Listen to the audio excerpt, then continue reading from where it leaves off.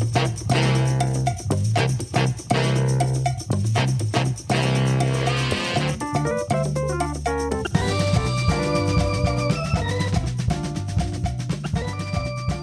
folks, this is Mickey G.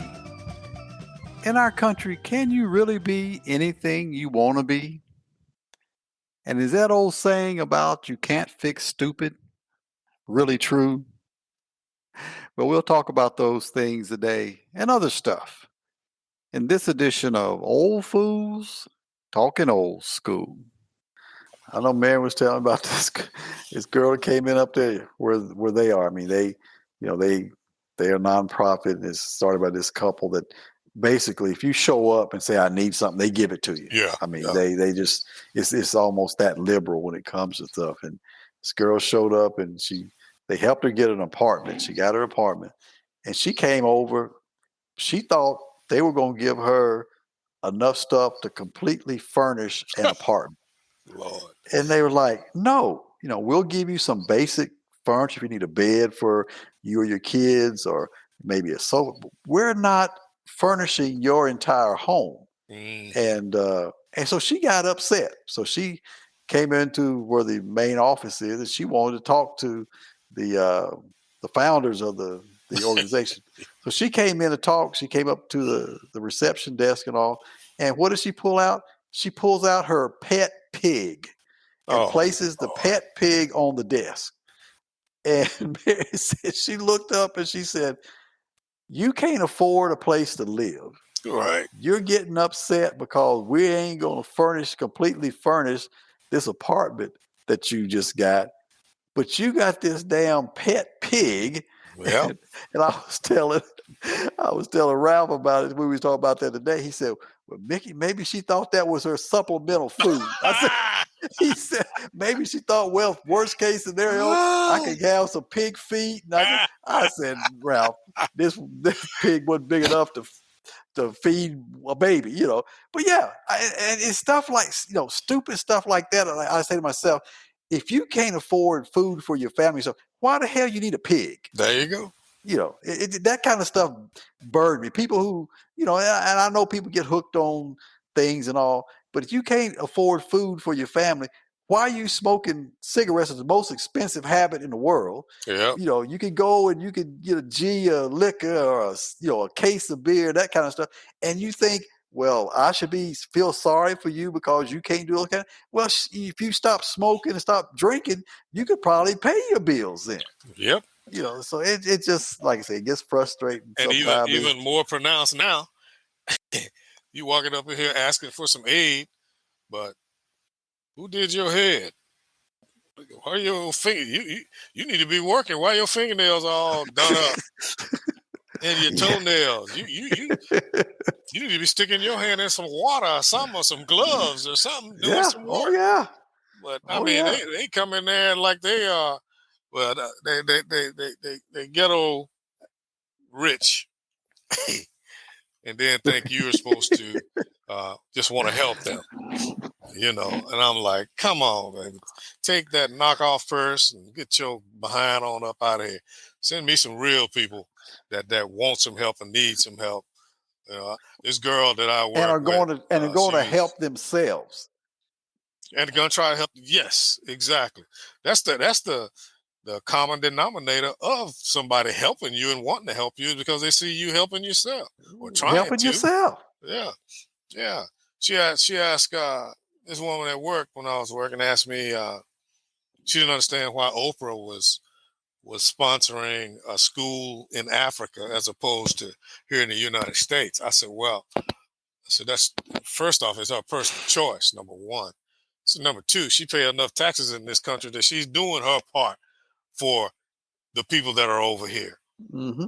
I said, but thirdly, she went to a few areas in the country and asked them what would they be looking for in a school if she decided to do a school. And to a person, well, I won't say to a person, but she said that all they wanted was material stuff like Xboxes and she just named off a whole bunch of superficial things. Right. So she said, when I talked to the African kids, they were just enamored with an education. Mm-hmm. They just Mm-hmm. wanted an education. So I felt my money was best spent over there. And I Yeah. totally agree with it, but this woman was asking me, well, I think she should be helping over here. Hell, she is helping. She's paying all these taxes that she's paid. She ain't skipping out like the rest of these suckers are because she couldn't afford to because she'd be in jail, Yeah. Yeah. you know. And I said, so, it's just like the regular folks out here who they perceive that are doing well. They, well, you ought to help somebody. Well, you ought to help somebody. Yeah. Hell, I said, you know what? For I don't know how, first thing I said, well, you see, they make assumptions. You make a lot of money, blah, blah. I said, well, compared to some, I guess I do.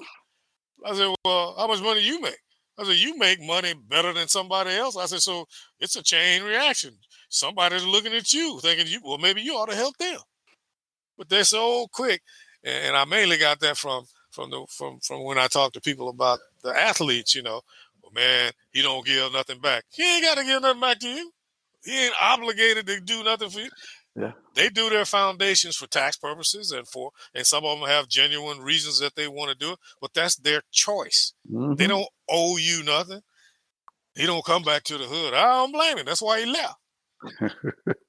Yeah. Yeah, What did you do to help him get where he's at? yeah, Yeah. But exactly. no, but they supposed to come back and give back just because that's where they came from, Yeah, and I think a lot of that's that mindset, just like I said before, people, what can you do for me? Not what I can do for myself, but right. what can you do for me? And that you see a lot of that. You know, I was even reading a paper the other day about the schools. Part of their next year's school budget is they had in there that they need to build another alternative school, and I'm thinking, has anybody looked at why do we need another alternative school? Right. We've got kids that are in such a state of peril that we've got to build another school. It's almost like the old days of, well, build another jail. Let's not try to Yeah, figure out why crime is so bad. Let's just build another jail. right. And I'm thinking, goodness, they're going to build another school just for kids that get in trouble and things of that nature. Is anybody looking at why are they getting in trouble, or is there programs we can try to? And I'm sure there are. I'm not saying they're not, but it just sort of surprised me when they said part of their budget was to build another alternative school, Well, that's called or they actually had the money and they said it would be to build another school, or if they could find a suitable present property that they could renovate to make an alternative school. That was how much the money that was put in the budget to do that. And I'm like, okay. I well, said they maybe, got somebody in mind in the family for that project to get that contract. probably so, You probably know that so. that's what But that's about. That's capitalism at its best. I'm just like, it's just it sort of boggles my mind sometimes. I don't know. Like I said, I have to check myself sometime and say, hey, you worry about you and yours. Forget about all that other stuff where you drive Yep. yourself crazy. Just worry Yep. about you and yours. You make hopefully what are good decisions for you and yours.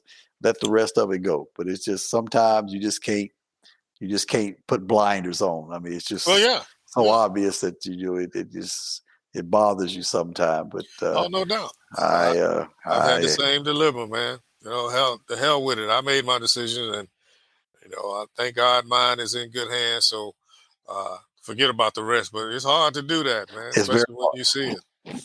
It's very hard when you see it, when you hear the stories about it and things, and it just, like I say, sometimes it just makes you wonder where is this coming from? Is a true adult human being making that kind of decision? Right. But yeah, they are. They Yeah. are making these decisions, and it just I don't know. Yeah, Yeah. It is what it is. yeah, Ain't yeah. It changed. is. A brother sent me a nice little. I think she was from Vanderbilt too. This professor was talking about. She went through the history of the voting and how the suppression has manifested itself over the years, over the centuries, as a matter of fact. And it was just so enlightening. And I messed around today and was messing around with my phone, and I deleted it. And I said I was going to call him and tell him to send it to me again. But I was sitting there and I was getting so frustrated, and it was good to hear. Because a lot of times we don't hear things historically or chronologically like things have happened, and you can relate to it and see what the aim was. Mm-hmm. And I thought it was just so profound the way she did it. And it charges you up. But like everything else, it's like those on BET used to have those forums, where they had all the so-called leaders on there. Oh, they get on there with the what do you call pep rally? Yeah, everybody's saying yeah, everybody's all yeah.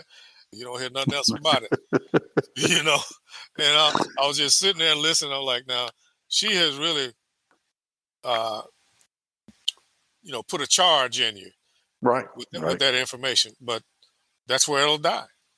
It's information that's out there, but we haven't got to second base yet about putting that into action. Yeah. And I'll give you a perfect example of that. That you remember the Million Brothers March back in 2000? Well, actually before then, like 95, 96, as I'm thinking about it.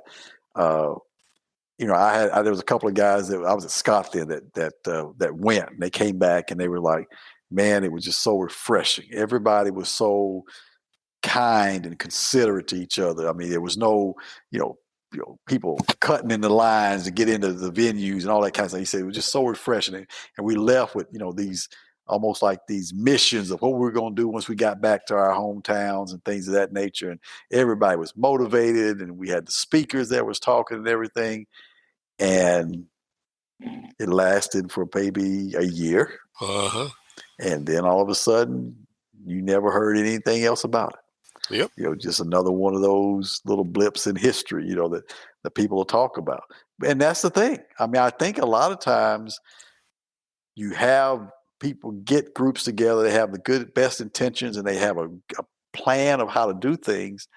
But if you don't go back and implement them and have somebody supporting you, it starts to fizzle. I mean, you don't want to be that lone person out there trying to save the world. You need help, kind of thing. And then it starts to go away. And there's people out there who want it to go away. No doubt. They don't want it to succeed. Exactly. But yeah, I can understand what you're saying. Like I say, they get motivated and everybody's pumped up, and then all of a sudden, after you walk away from the venue, the things start to go away. Mm-hmm. And I was, matter of fact, I was reading about this journalist that's from my hometown that we have in our museum, and I just got his book in today. He was on a panel of people back in the 60s.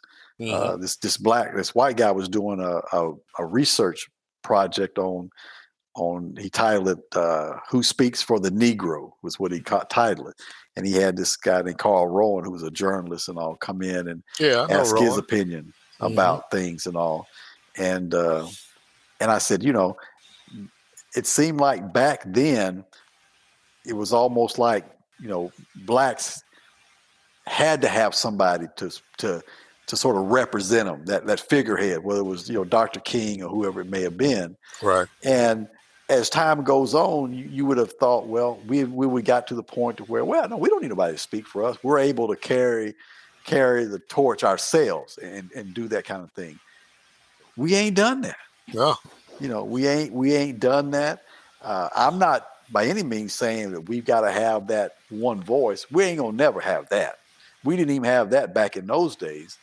But you would think after all these years, we would have taken some of that philosophy from Dr. King and Malcolm X and the Black Panthers, all those different groups, and we would, as a whole, would have been a little bit farther along than we are now. Mm-hmm. But you look back and you're like, well, have we really come that far? Hell no. I've been saying that for years. A few things have changed, and there's some superficial stuff, but still in the same boat. Even though I agree with you, it was never even a good idea to have one leader, as One we voice. Yeah. projected, Yeah. because just like they did, they cut the head off the snake, and then where you at? And but the mindset. Here I am talking like I'm not one, but the mindset of the Negro is always in behind the times. After Dr. King was assassinated, then everybody was posturing trying to be the next Dr. King, Right. Right.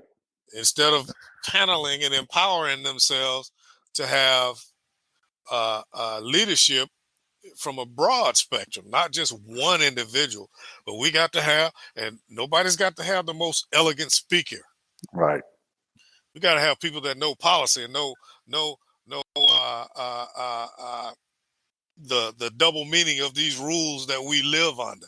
And then you have to inspire the people to get behind you, so that some of those things that they vote in, that we can vote out. But you can't get us. Man, some of the experiences I've had just being here, man, dealing with these people, all they got to do is say one word, and that's all they know. Because number one, they ain't keeping up with nothing. I had a lady walk up to me with a petition about, oh, this is about discrimination. I said, well, what about discrimination? Oh, it's just about discrimination. So I'm not signing no petition about discrimination without knowing what it What is. it is, what it's about. Yeah. And so I was going in the store. I said, all right, you don't help me get this $300? Because Ward Connolly had come through here with his right wing self and was trying to get the vote change for, he was talking about discrimination, but he was talking about discrimination from a black perspective to whites. Mm-hmm. And this person was just so ignorant. I went into the store and got what I was getting. I come back out. I said, let me look at this. So I looked at it, and what it was, they had a bill that was coming up for a vote, and he was trying to say that there shouldn't be no I'm hesitant to use, but it's the truth. The word quota, because they hate the word quota, because they know they had quotas on us for our entire being, and but it was just a legislation to where in Oklahoma at that time you had on bidding for the state on contracts and all that. Well, they had a law that said you got to at least consider 2 minority-owned companies. Right. And Connolly was calling that discrimination. And since I worked in that business, so that's what I did. Of course, I was going to do it anyway, which I still did it after they made it, because they voted it out. They're saying you don't have to. See, there was a mandate that you had to at least give them a shot. Well, I still use that same principle after they elected it out. But I told this woman, I said, this is what I do. I said, half the time, minority groups wouldn't even get an opportunity to bid on some of these stuff. They wouldn't even know about it. And you want to vote that away? You know what she said to me? You gonna sign it so I can get that $300? She did. Yes, she did. I walked off, man. Yes, she did. So, hell, we're in such a state. We defeat ourselves, man. Yeah. You gonna sign it? Only reason I did it because she looked like she needed a fix or something. But anyway, I didn't want to disrespect her, because I wanted to say a few other things to her, but I just walked off. Like, you don't even have a clue what you're doing. Don't even know what you're doing. Yeah. Mm-hmm. All you know about is the money.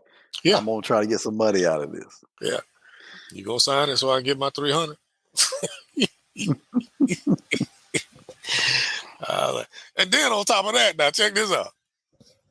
This is why I say, it's easy to get burned out. At least it was for me. I got back to my office. I called the local radio station here, which was right down the street. I called them. I said, hey, man, so you might want to they have these call-in shows, a bunch of nonsense, nothing. So I said, I was trying to get a hold of them, but it was like afternoon. It was after 12. They owned from like 9 till 11. So I called the radio station and just said, "Hey, I just want to report. There's people that are down at the little local store that are trying to get people to sign petitions. Uh, you know, to keep minorities from being able to bid on projects." And I said, "I think you should make the people aware of what that is, so that they don't fall for it." You know what that? I never got past the reception. You know what she said? "Well, what do you expect us to do about it?" I said, "Well," I said, "just exactly what you just said. Not a damn thing." I hung up the phone. What do you expect us to do about it? Well, yeah, your moniker is here for the people, to inform the people, and all this Right. kind of crap. I was like, man, Jim Crow ain't got to do it. These ignorant Negroes are doing it to themselves. Yeah. Oh yeah. That it's been like that since the beginning of time, almost. Yeah. Yeah. Yeah. We ain't got to wait for other people to do it to us. We do it to ourselves. Yep.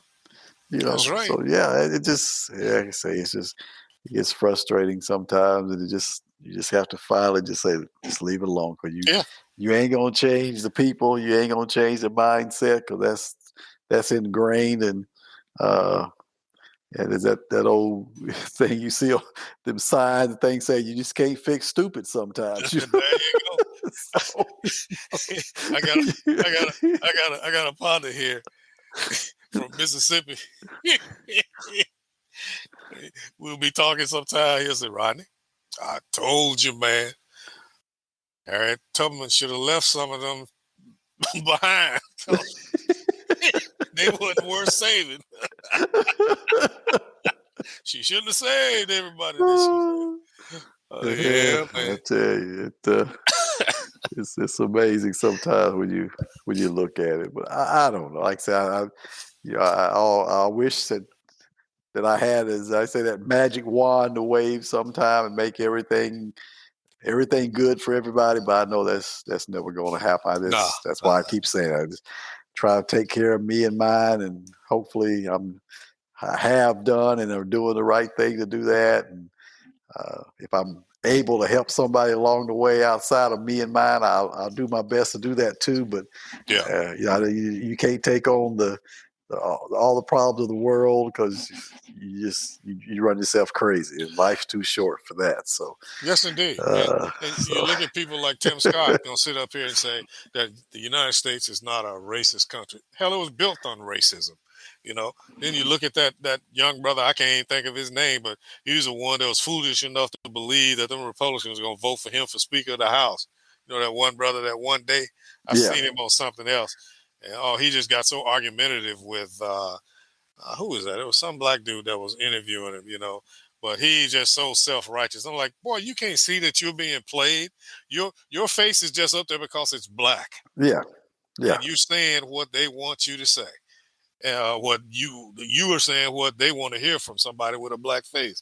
And I'm like, man, as long as we got them kind of carpetbaggers, man, you know, I didn't even know that. I saw a little thing the other day where the the guy that came up with that deal that blacks for Trump, like when you have them people stage directly behind him when he talked.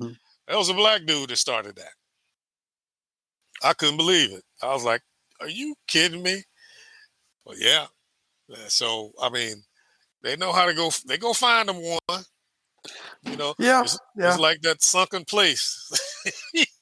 yeah. That's the way it's going. But and I don't really have a big problem. I know there's people who going to think differently than I do. I mean, I Right, just know right. that. I just know that. I know there's people who going to have a different perspective on what, whether it's, the political positions that, or the different parties are in, and things of that nature. But I think sometimes, we get off onto that.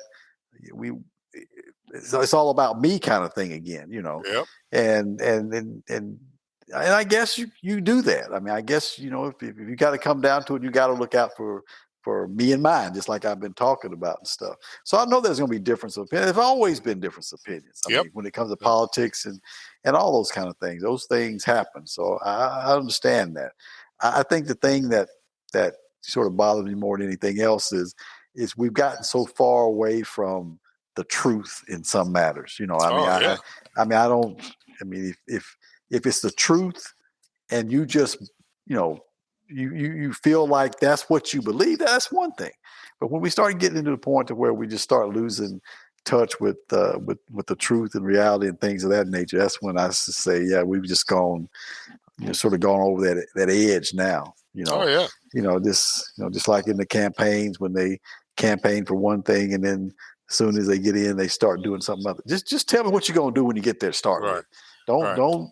Don't feed me the line all what you're gonna do and knowing all along that ain't gonna be what you're gonna do when you get in there. Well, hell, it's to the point. I'm sorry. Go ahead. No, go ahead. It's to the point now when you hear them say it, you already know you ain't gonna do. You ain't gonna do that. Yeah. Yeah. That dark money ain't gonna let you do that. And it's to me, campaigning is still like a pep rally for fools, because everything up there is a lie. He already talked to the lobbyists and the people who are donating the most money. They already got the agenda. They just fooling you into believing that you have a part in it. Mm-hmm. And, mm-hmm. and it's basically what it comes down to now. I don't put any value in any of it, because even from a little boy growing up, listening to these dudes, the only time they talked to black people when it was time for an election. Yeah. And pretty much it's got that's why they got us thinking that, well, not us per se, but a lot of black people think the only time they have a civic responsibility is to go vote for the president. That's the least. That's so far away from affecting your life, but it takes some effort to be aware of what's going on around you and knowing that, oh, I've known old Mr. Gilmore down there for years. He's all right. No, he's a Klansman, fool. So, that we just lost, man. Yeah. And you talk about the political side of it. I noticed that last year. Last year was a election year back up in my hometown, and during the Juneteenth celebration, every candidate that was around showed up. Now we've been doing Juneteenth for years. Right. Preceding 2 years, 3 years that I've been down there doing it, ain't seen none of them. It's just a normal citizen, come down. But now all their candidates for office here, they all showed up. They come down to the tent and they shaking hands, and I'm thinking, but that's politics. I would do the same thing, if I was running for office, I'd show up at those kind of events and shake hands and show my face, kind of thing. But yeah, that's just where we are. Yeah, but I'm just looking at the naivety of the lenses that we look through it in. Oh, he's all right. Please, go look at his record. It's just frustrating. It is. And being around some parts of state government, I saw it on a regular. So yeah, yeah. And as we were talking earlier, it's not only in the government, it's in private sector and every place else. That's just part of it. Oh, but you can be what you want to be. Yeah. You can. That's always that standard. You're supposed to tell your kids and your grandkids those kind of things. Like we've said before, I don't know. I don't think I would tell, my grandkids you can be anything you want to be. I think I would tell them you have an opportunity to do things that you'd like to do. Right. You have the opportunity to do those kind of things, but no, you can't be anything you want to be. There's just some things you just can't do. That's right. Like in sports or anything else. I mean, there's just certain things you can't do. And there are certain things that you won't be allowed to do. And some, yep, that Because, you just won't be allowed to do. That's very true. I tried to be honest with mine. I'm not going to sell you that bill of goods because it builds people up for a big letdown. You know, I'm not going to tell you you can't do nothing, but I'm going to tell you that there are obstacles that'll present itself that are not necessarily your fault. You know, but no, I'm not. I was out of that game because I felt that way myself growing up. Oh, you can be what you want to be, da da da da da, and kept seeing that door shut in my face so many times. It gets, for a person that ain't got a strong mind, you can almost see how people will go off the deep end. You know, I know one of the things I wasn't even planning to go in the military, man. Like, that was the farthest thing from my mind, but I kept getting doors slammed in my face, and then some doors I couldn't even get open. Right. I'm like, man. And then you see some of your counterparts. How the hell he get in there? And then I remember Roland telling me one time they went to work at this paper mill because they paid better than just about everybody else. He went out there with 3 of his friends, white friends that played baseball with him. They all went out there. They got put up in the office and he got put out in the yard.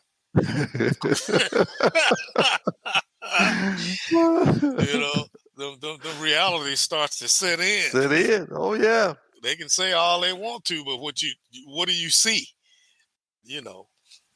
So yeah, man. It is what it is. Well, what else can I say? It is what it is. Hope you enjoyed this edition of Old Fools Talking Old School. Join us next time. Until then, this is Mickey G. Peace.